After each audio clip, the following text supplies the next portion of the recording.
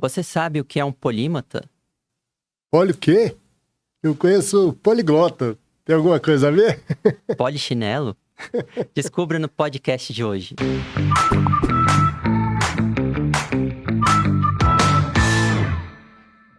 Nós somos Estação Dopamina, seu podcast de temas aleatórios com embasamento científico. E hoje vamos falar sobre um tema bastante interessante, né, Pedrão? Sim, vamos falar sobre os polímatas. Polímatas vem do grego. Poli quer dizer muito e matias, né, quer dizer fazer muitas coisas. Um polímata é alguém que consegue fazer muitas coisas. Tem um poliglota, poli vem também do grego, né, muitos, é aquele que consegue falar muitas línguas e idiomas. Então, polímatas são pessoas muito versáteis que conseguem ter várias áreas de conhecimento, atuar aí e ajudar no avanço da humanidade. Pô, Pedrão, eu sou um cara que gosta de fazer muitas coisas diferentes, né? Aeromodelo, jiu-jitsu, taekwondo. Será que eu sou considerado um polímata? Olha, eu acho que dependendo da definição de polímata, você pode ser considerado um polímata. Algumas definições mais abrangentes você entraria como polímata, mais rigorosos nem tanto. Talvez alguns mais rigorosos definiriam o polímata como aquele com mais de 3 áreas de atuação e com alguma formação nessas áreas de atuação, por exemplo, alguma coisa acadêmica, desse tipo. Então, depende da definição, varia de autor para autor. Tem um livro muito interessante que eu tô aqui com ele, do Peter Burke. Peter, meu xará, Peter Burke. Ele é um inglês, historiador da Universidade de Cambridge. Escreveu esse livro aqui, sobre o polímata. Na capa temos nada mais, nada menos que Leonardo da Vinci. Pois um grande não tô polímata. nesse nível, né? Eu acho que realmente, Pedrão, apesar de ter vários interesses, e várias pessoas têm várias áreas de interesse, eu acho que o grande diferencial dos polímatas é se destacar, né? Fazendo muito bem várias coisas, né?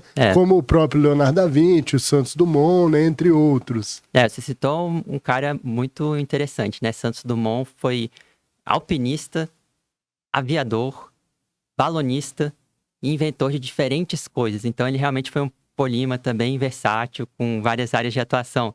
Temos atualmente, por exemplo, o Elon Musk.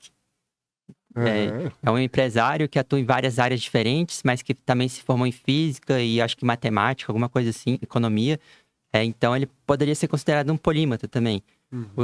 Temos o pai da neurologia, Jean-Martin Charcot, que tem um artigo recente desse ano, de 2023, mostrando que ele, além de neurologista, lá no século XIX, em Paris, na França, ele teve outras áreas de atuação na área de arte, história da arte, sociologia, e desenhava muito bem. Um artigo, inclusive, do nosso colega Hélio Teive, neurologista e colegas lá do Paraná, escreveu, ele gosta de escrever sobre história, então ele fez análise do Charcot, pai da neurologia, como polímata. Que legal.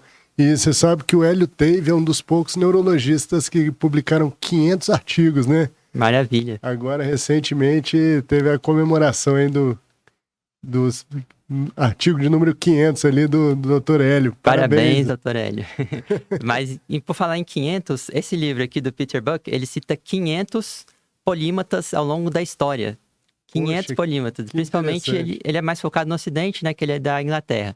Então, ele cita 500 polímatas. Não é pouco, né? Não é pouco, né? E é interessante que ele faz uma análise, além de falar um pouco da vida de cada um desses polímatas, ele faz meio que elabora uma teoria.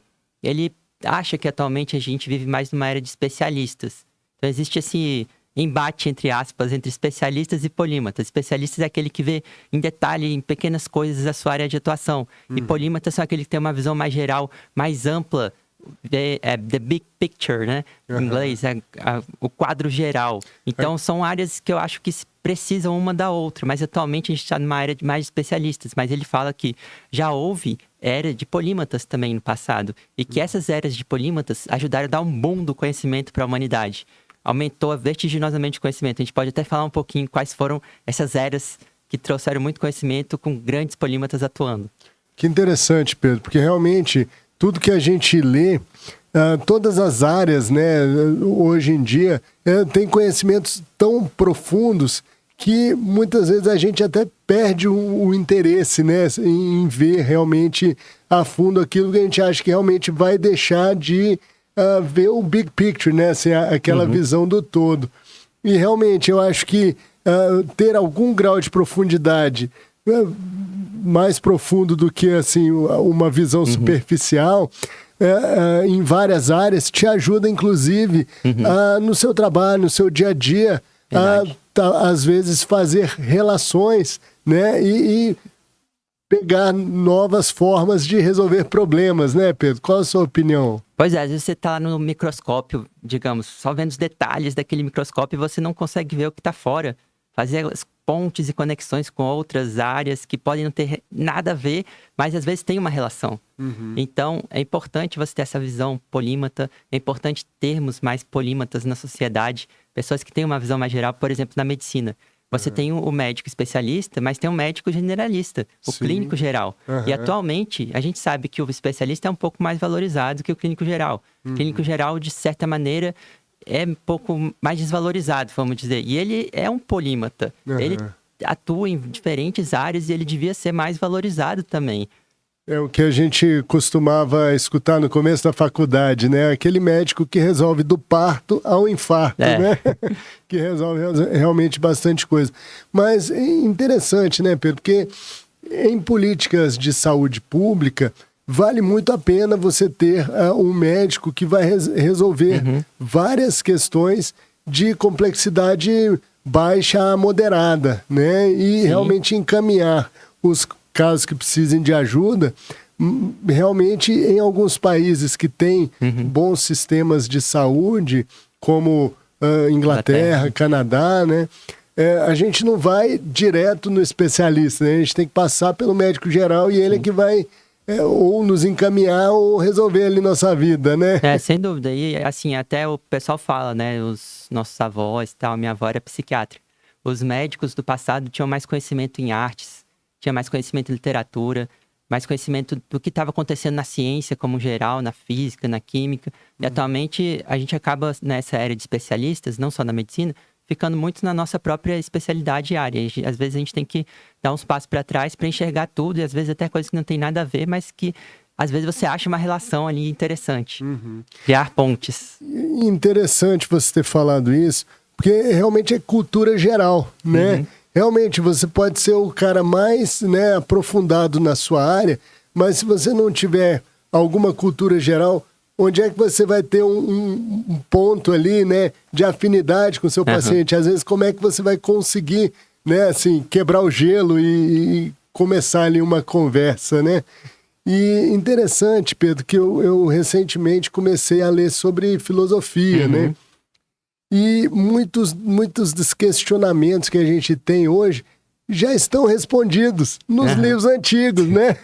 Só que a gente está sempre buscando o novo e falta voltar ali para trás, onde vários homens muito inteligentes traçaram o caminho para a gente, né? Pois é, a gente pode até fazer uma pequena viagem na história agora. Vamos falar um pouco aqui do livro do Peter Buck, que ele fala muito sobre os filósofos da antiguidade, que uma das eras dos polímatas que trouxe muito conhecimento para a humanidade foi a antiguidade, a civilização greco-romana. E ele cita alguns polímatas que foram cruciais para a humanidade avançar. É claro que aqui a gente está falando mais do Ocidente, mas no Oriente também tiveram muitos polímatas importantes. Então ele cita Pitágoras. Pitágoras foi um cara assim fenomenal. Ele fez contribuições para matemática, para teoria hoje, musical. Né? Até hoje a gente usa o teorema dele, né? E para teoria musical, até hoje é usado também. Filósofo e, além disso, foi um religioso. Então ele teve várias áreas de atuação. Outro cara, assim, que foi muito importante para o avanço da humanidade, Aristóteles. Cara, Aristóteles, eu vou até ler aqui as áreas de atuação dele, que eu anotei. O Aristóteles, cara, é um cara que atuou em basicamente tudo possível. Olha aqui, lógica, ética, matemática, física, política, retórica, poesia, zoologia, botânica, anatomia, fisiologia, cosmologia, entre outros. É pouco, não? Nossa Senhora. Além de ter sido o mentor de grandes homens, né? Como, por exemplo, Alexandre o Grande, né? Que conquistou o mundo conhecido na época ali, né? E o Aristóteles até podia estar errado em muita coisa, né? Quando a gente está lá no ensino médio, a gente fala, Aristóteles falava isso, mas ele estava errado. Mas ele que deu o passo inicial para tudo. Em tudo é sempre Aristóteles. Mesmo que ele tivesse errado, ele foi um dos maiores gênios da humanidade, que trouxe mais avanço para a humanidade. Um cara incrível. E interessante que o conhecimento do Aristóteles não parte dele, né? Platão já vinha numa produção de conhecimento que já vinha de Sócrates. Então, a tradição, né, é importante quando a pessoa... e, claro, vai ter uma pessoa importante que vai dar um passo além, né? Verdade. Mas a gente não pode esquecer a tradição, né? Se apoiar no ombro dos gigantes. Exatamente, né? Então, todo o conhecimento prévio, muitas vezes vai ser a base ali para realmente uma pessoa fazer a diferença no mundo, né? Verdade. Nessa era dos polímatas da Grécia Antiga, os gregos valorizavam tanto o conhecimento que eles tinham uma musa da mitologia grega chamada Polimateia. Polímata, Polimateia. Polimateia era uma dessas musas que tinha muito conhecimento e muita sabedoria sobre diversas áreas do conhecimento. Para você ver o quanto os gregos valorizavam o conhecimento e a sabedoria. Que interessante. E hoje a gente fala muito sobre a atividade física, né? A necessidade de fazer atividade física para a saúde.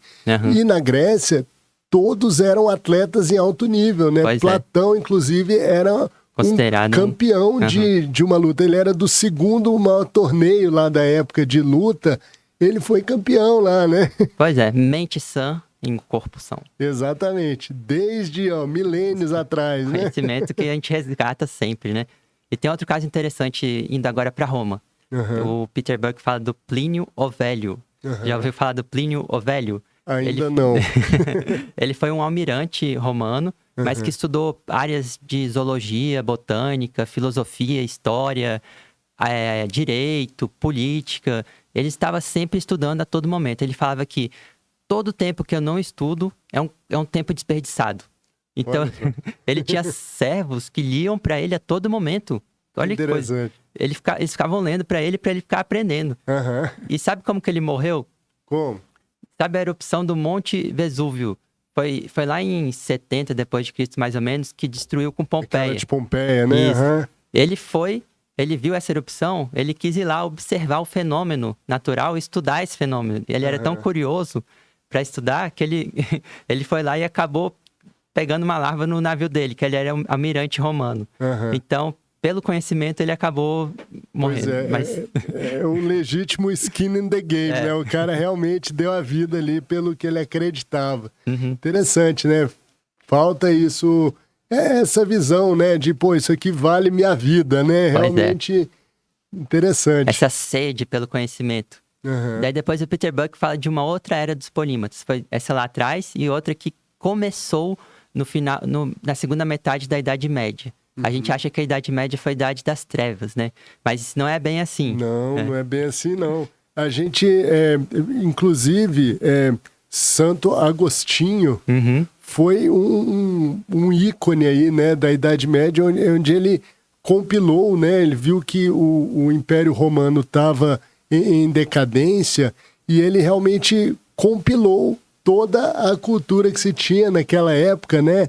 E ali com os monges copistas, né? Então, realmente, é uma época onde as instituições religiosas conseguiram conservar muito do conhecimento do mundo, né? Da época. Eles preservaram o conhecimento dos gregos antigos e romanos. E, além disso, mais ou menos na segunda metade da Idade Média, começou a ter um avanço grande com as universidades. As primeiras universidades foram fundadas lá em aproximadamente 1000 depois de Cristo. Acho que a primeira foi Bolonha, na Itália. Aí depois Oxford, Paris. Começou a ter várias. Né? Mas interessante que não foi realmente a primeira universidade do mundo. A primeira do mundo foi na Índia. Na Índia, né? Você lembra o nome? Universidade de Nalanda. Aproximadamente 400 depois de Cristo. Mas na Europa foram essas aí, né? E com na universidade daquela época, interessante, todos os alunos aprendiam as 7 grandes áreas do saber. Eu não vou lembrar agora de cabeça, mas tinha retórica, lógica, astronomia, né? Eram 7 grandes áreas do saber. Eu acho que era o trivium e o quadrivium, né? Isso, exatamente. Dava 7. Então, era um terreno fértil e propício para você aprender várias coisas diferentes, para você ser um polímata. Exato. Então, a partir dessas universidades que formavam polímatas, teve um boom, explosão de polímatas alguns séculos depois no Renascimento. O Renascimento foi a outra grande era dos polímatas. O Renascimento e o pós-Renascimento, logo depois do Renascimento, teve grandes figuras e grandes polímatas. Quem é que vem à sua mente quando a gente fala do Renascimento? O Renascimento são os pintores, né? Rafael, Michelangelo, né? E Leonardo da Vinci. Né? E, naturalmente, Leonardo da Vinci, que foi um polímata estupendo, né? Ele estudou anatomia, estudou arquitetura, engenharia militar, pinturas, arquiteturas, várias áreas diferentes do conhecimento. Pois é, e o mais impressionante é que as pinturas dele, elas têm realmente essas proporções e tal, mas elas são carregadas de simbolismos que contam histórias pela imagem, né? Então tem um youtuber muito bom, que é o Guilherme Freire. Ele, inclusive, é o curso de filosofia lá que eu estou fazendo. Sem nenhuma relação conosco, não temos... Não é propaganda. Mas realmente esse cara é muito bom.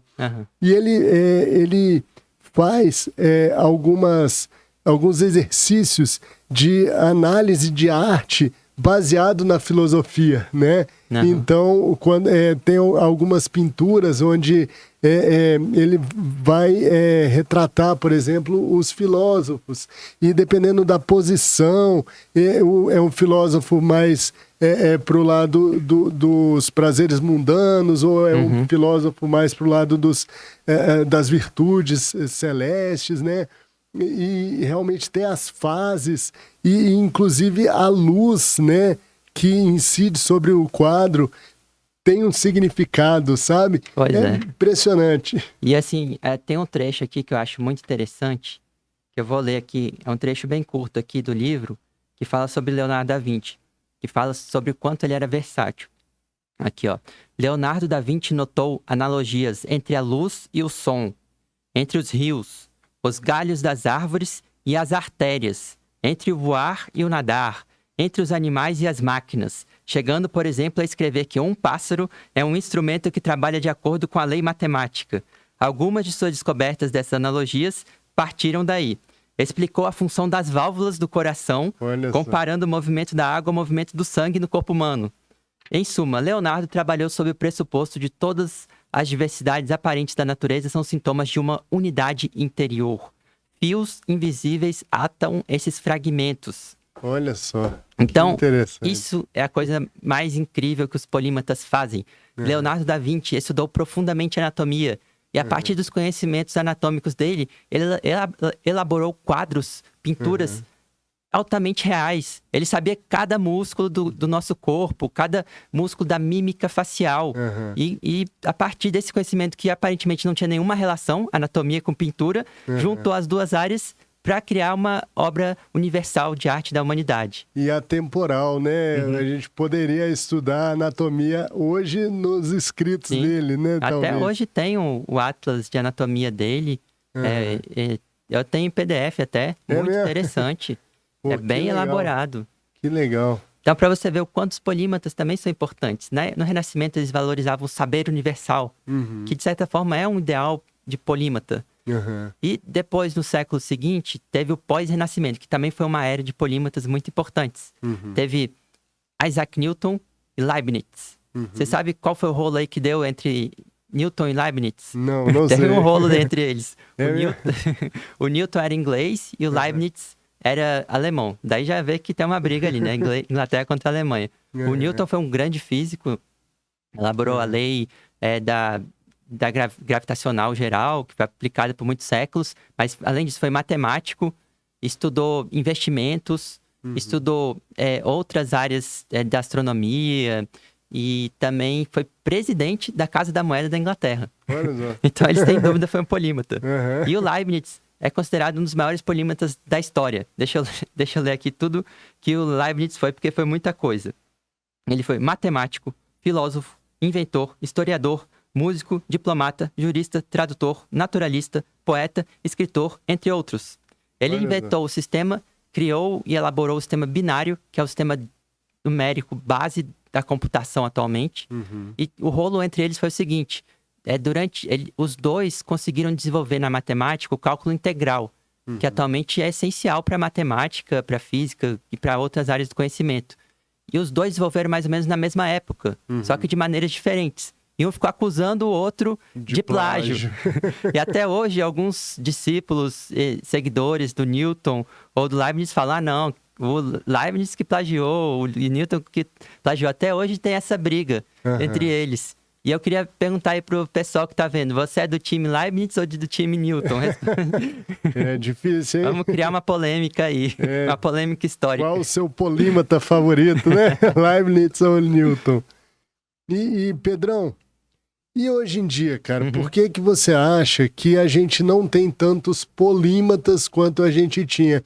A gente realmente tem cientistas notáveis, né? A gente tem realmente pessoas que evoluem muito nos campos do conhecimento, em vários campos, mas realmente assim, o interesse em juntar coisas distintas me parece talvez menos valorizado do que o interesse em produzir novos conhecimentos nessas áreas? Sem dúvida. Ótima observação, Marcelo. O que aconteceu? O Peter Buck fala sobre isso no livro dele. Com a explosão do conhecimento propiciada por esses polímatas e especialistas da época, acabou aumentando demais o conhecimento, de um nível que o nosso cérebro atualmente não consegue ter o saber universal que era proposto pelos renascentistas. É um número absurdo de conhecimento que a gente tem. Livros e mais livros, e atualmente não só os livros, na era digital aumentou ainda mais. Então é muito mais difícil ser polímata universal hoje em dia do que era no passado. Antes o conhecimento era um pouco mais restrito, então isso foi uma das causas para a diminuição dos polímatas. Mas não foi a única causa. Teve outras coisas também. Por exemplo, as universidades que antes eram um terreno formador de polímatas começaram a ter departamentos. Então, viraram ilhas do conhecimento. Tiraram a integração, né, entre as diversas áreas do diálogo, talvez, entre áreas diferentes, né? Pois é, antes a universidade formava polímatas, mas agora começou a formar especialistas. Então a prioridade, desde o século XVIII para cá, começou a ser de especialistas ganhando mais força. Interessante que o Peter Buck fala no livro dele que os polímatas da época começaram a perceber isso.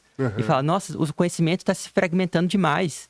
A gente não está conseguindo mais juntar as coisas, cada um está na sua área, não está juntando mais as coisas, e começaram a se preocupar realmente com isso.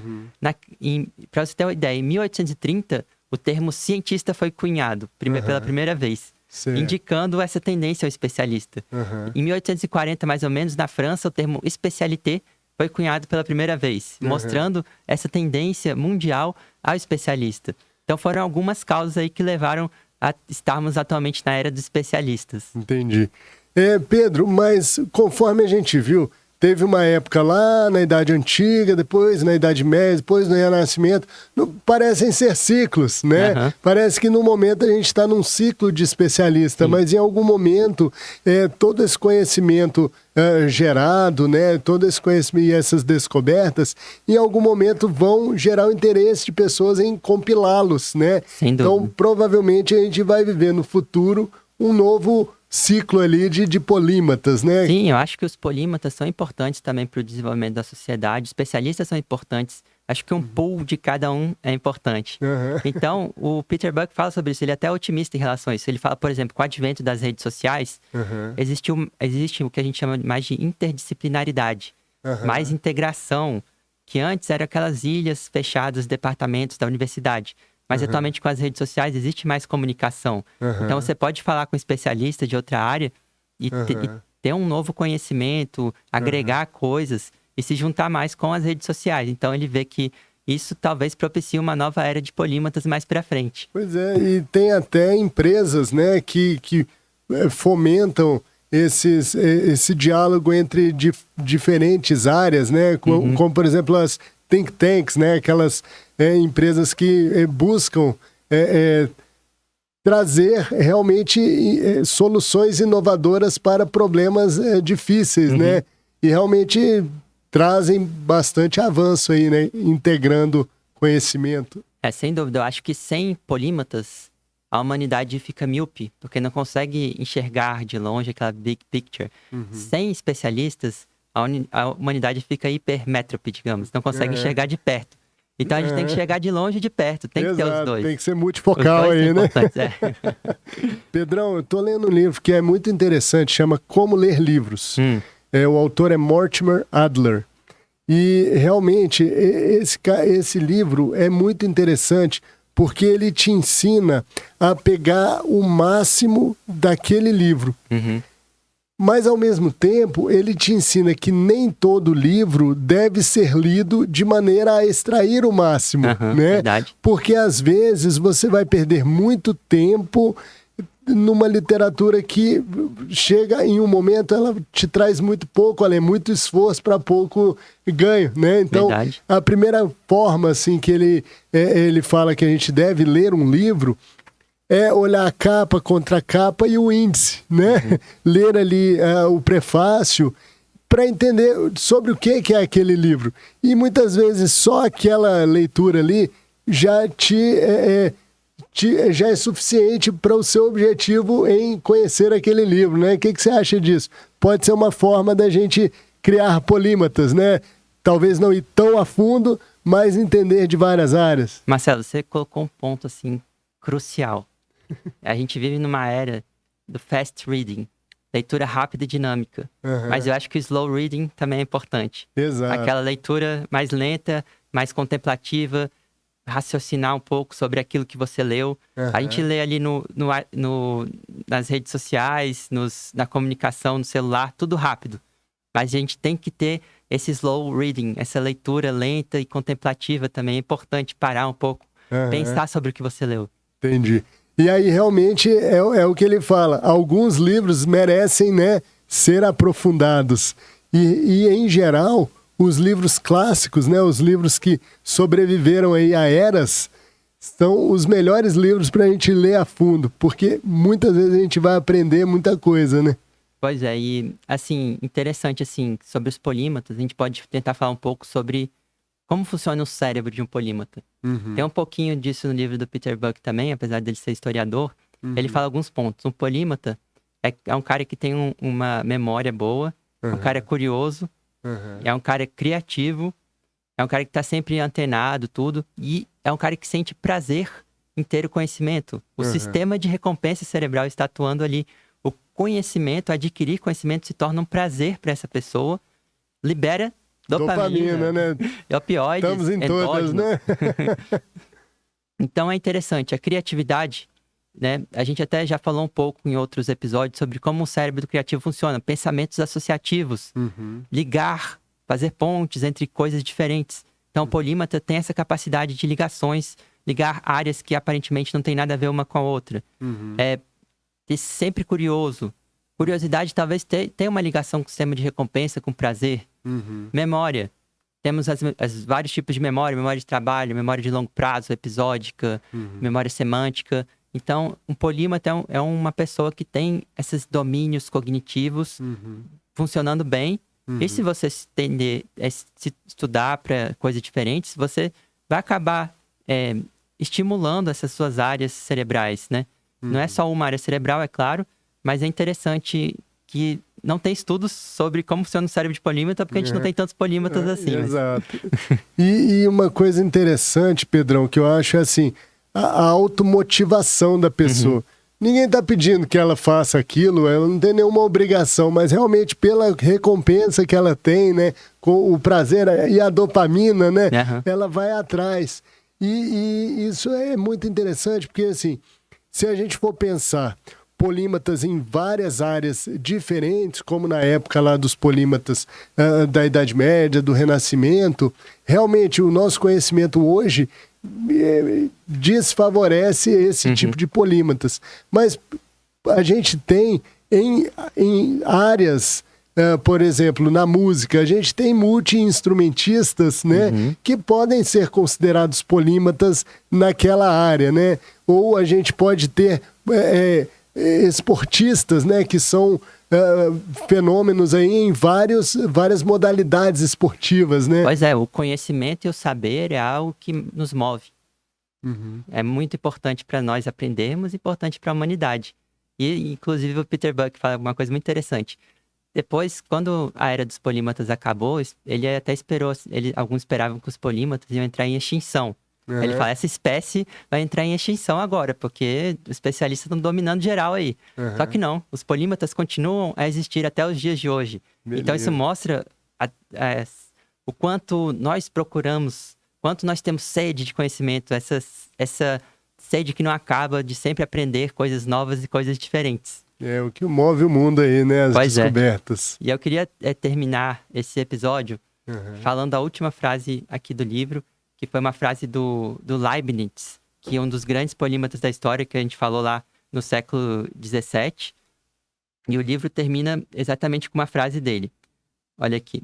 Leibniz declarou certa vez: precisamos de homens universais, pois aquele que consegue ligar todas as coisas pode fazer mais que 10 pessoas.